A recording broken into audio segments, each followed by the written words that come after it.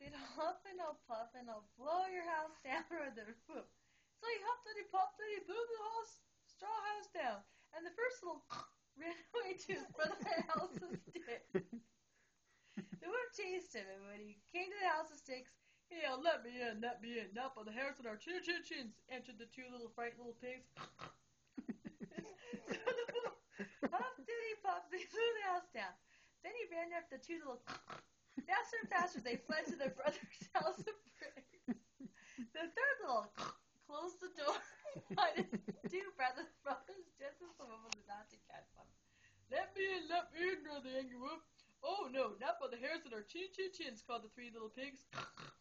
Then I'll huff and I'll puff and I'll south down, crowd the wolf. He huffed and he puffed and he puffed. But the brick house was so strong he couldn't blow it down.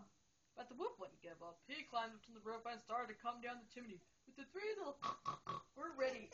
Just as the wolf tumbled down the chimney, they pushed a big pot of boiling water into the fireplace. Splash! They couldn't stop the lid on the pot, and that was the end of the wolf. Now the three little were free to laugh, sing, dance, and have fun. And they all lived happily and safely in a fine, strong house of bricks. Do one more. The end.